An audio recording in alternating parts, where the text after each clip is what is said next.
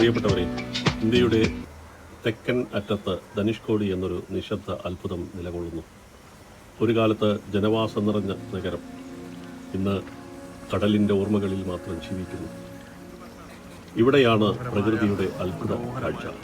ഒരു വശത്ത് ഉഗ്രമായ തിരമാലകളോടെ ബംഗാൾ ഉൾക്കടൽ, മറ്റൊരു വശത്ത് ശാന്തമായ ആഴങ്ങളോടെ ഇന്ത്യൻ മഹാസമുദ്രം. രണ്ടു സമുദ്രങ്ങൾ, രണ്ടു ഭാവങ്ങൾ, ഒരു സ്ഥലത്ത് ഒന്നാകുന്ന അതുല്യ അനുഭവം. 1964 ഭീകര ചുഴലിക്കാറ്റ് ഈ നഗരത്തെ മാച്ചു കളഞ്ഞു. പക്ഷേ അതിൻ്റെ ആത്മാവ് ഇന്നും ഇവിടെ നിലനിൽക്കുന്നു. കടലിനും കാറ്റിനുമിടയിൽ ഒരു കഥ പറയുന്നു ഈ മണൽത്തരി. ഇന്ത്യയുടെ അവസാന തൂവൽ, പ്രകൃതിയുടെ അത്ഭുതവേദി ധനുഷ്കോടി. ഈ അത്ഭുതം നിങ്ങൾ നേരിട്ട് കാണാൻ തയ്യാറാണോ? എങ്കിൽ ഒട്ടും സമയം കളയണ്ട, ഇങ്ങോട്ട് നിങ്ങൾക്ക് യാത്ര തിരിക്കാം. നിങ്ങളുടെ ധനുഷ്കോടിയിലാ? അതല്ലേ, പേരെന്നെ? മുത്തുമാരി. ആ,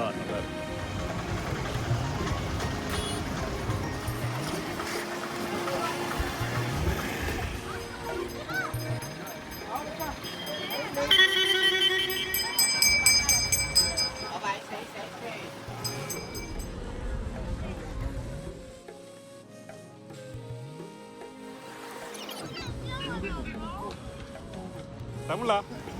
ஓ, எப்படி வியாபாரம்லாம் நல்லா போகுதா?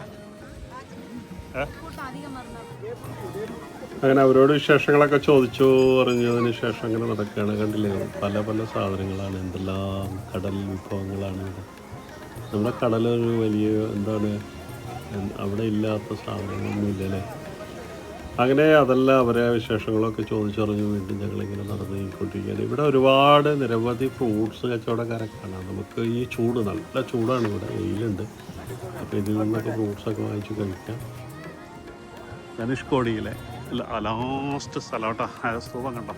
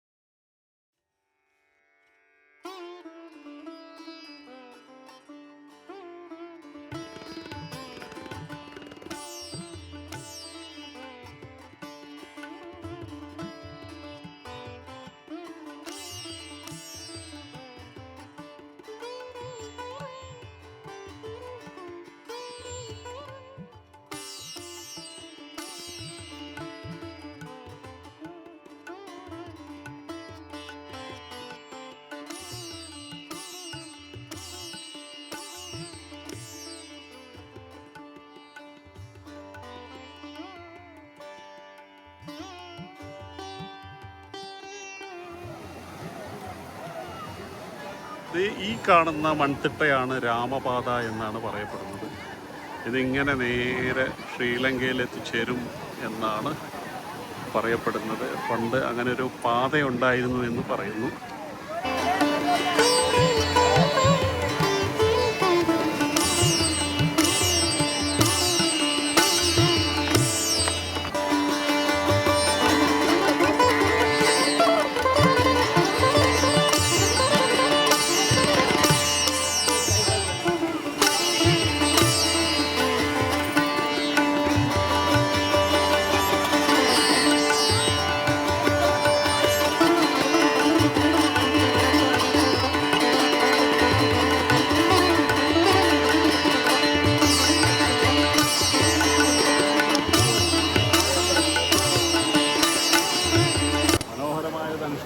കാഴ്ചയാണ് ഈ കാണുന്നത്.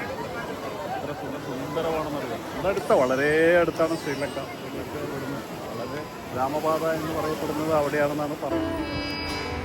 ഓ, എന്തൊരു ചൂടാണെന്നറിയോ, ഒന്നും പറയണ്ട. പിന്നെ ഈ ചൂട്ടിലും ചെറിയ മക്കളൊക്കെ ആയിട്ടാണ് വന്നിരിക്കുന്നത്. എല്ലാവരും ചെറിയ പാല് കുടിക്കുന്ന കുട്ടികളൊക്കെ ആയിട്ടേ വന്നിട്ടേ അവധികൾ കിടന്നിട്ട് ശ്വാസം കിട്ടാത്തൊരവസ്ഥയാണ്.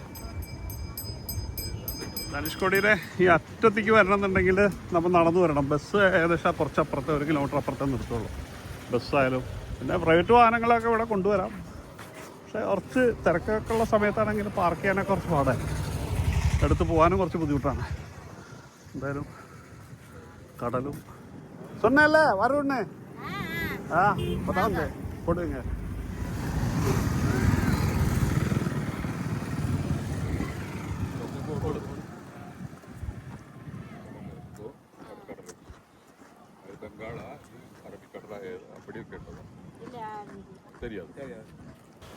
ധനുഷ്കോടിയിലെ കാഴ്ചകൾ ഇവിടെ അവസാനിക്കുന്നില്ല. അടുത്ത വീഡിയോയിലൂടെ തീർച്ചയായും ധനുഷ്കോടിയിലെ പ്രേത നഗരത്തെ നമുക്ക് പരിചയപ്പെടാം. അതുവരയ്ക്കും ചോദിക്കുന്നു. വീഡിയോ ഇഷ്ടമായെങ്കിൽ ലൈക്ക് ചെയ്യുക, സബ്സ്ക്രൈബ് ചെയ്യുക, ഷെയർ ചെയ്യുക. വീണ്ടും അടുത്ത വീഡിയോയിലൂടെ നമുക്ക് കാണാം.